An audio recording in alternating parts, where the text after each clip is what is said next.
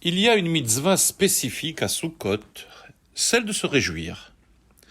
Ceci est mentionné dans un verset du Lévitique au chapitre 23, verset 40.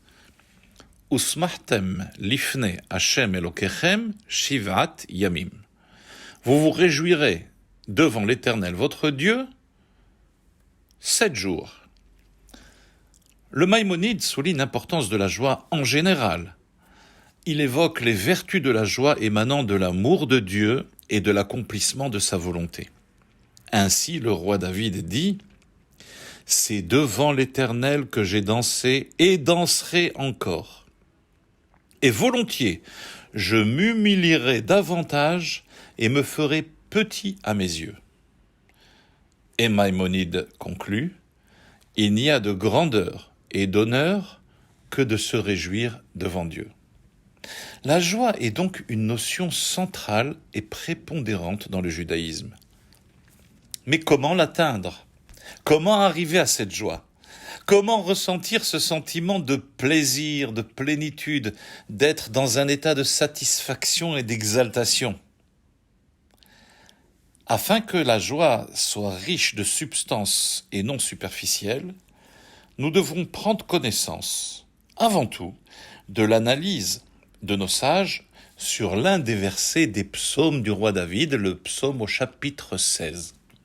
Le roi David nous dit « Sova semachot et panecha » Tu me feras connaître le chemin de la vie, la plénitude des joies. Le mot « sova » Shin bet aïn, qui signifie plénitude, s'écrit en hébreu comme le mot sheva, Shin bet aïn, qui est le chiffre 7. Donc la plénitude des joies signifie aussi les 7 joies, les sheva semachot pour avoir sova semachot, et les 7 degrés pour atteindre la plénitude de la joie. Quels sont-ils ? Il y a 2 phases dans ces 7 niveaux de joie. Une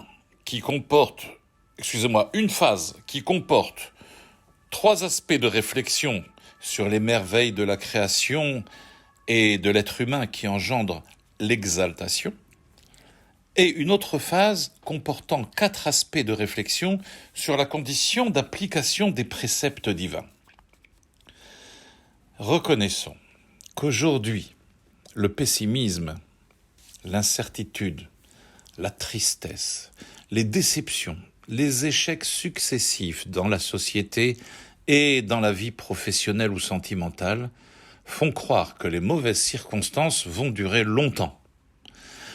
Les conditions oppressantes par lesquelles la société évolue neutralisent notre capacité à réaliser l'étendue du ravissement de la vie, de comprendre que la vie est belle et que, à l'intérieur de cette vie, il y a des joies, de la joie et de l'allégresse qui pourtant existent bien dans ce monde. Eh bien, tout cela semble être mis en sommeil, refoulé par l'ampleur des soucis. Mais si nous prenons un instant le temps de comprendre le monde et ainsi faire naître ou renaître la véritable joie, nous y accéderons. Le premier degré de joie de tout être est le fait de réaliser que Dieu l'a créé et le fait exister en permanence. Les créatures n'existent pas par elles-mêmes, elles ont été créées à partir de rien, ex nihilo, comme ceci est mentionné dans la Bible. Réaliser que notre existence vient de Dieu réveille un sentiment très profond de joie. Le second degré de joie, c'est la façon dont Dieu nous a créés. Comment Dieu créa l'être humain ? À son image. Nous paraissons, comme Dieu, autonomes et souverains de notre condition et autosuffisants, comme Dieu. En outre, Dieu a créé l'homme en plus avec la capacité de réfléchir et de discerner, avec le da'at, ce qui est une source infinie de joie si nous réalisons que nous sommes des êtres animés de da'at, de connaissance. Troisième degré, c'est le fait que Dieu ait créé la notion de temps et que dans ce temps, il existe des durées baignées de joie. Ce sont les fêtes, et en particulier celle de Sukkot. Le 4e degré de joie, de Simcha, il est suscité par le fait que l'homme utilise sa capacité de libre choix, de libre arbitre, qui est un véritable don du ciel, pour avoir en face de lui la vie et la mort, et il choisit la vie et sert Dieu. Ceci est une joie extraordinaire, une fois que l'on a fait ce choix. Le 5e degré se situe dans l'injonction divine même de servir Dieu dans la joie. À part le fait de choisir la vie et la joie, Dieu nous l'ordonne. Comme il est marqué, le roi David le dit, « Ivdu et Hashem besimcha » servez Dieu dans la joie, dans l'allégresse.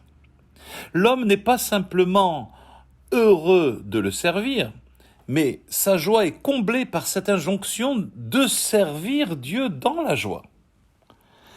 Au-delà, il y a le 6e degré de joie, qui consiste à accomplir les commandements, les mitzvot, dont la teneur de ces mitzvot, en soi, c'est la joie.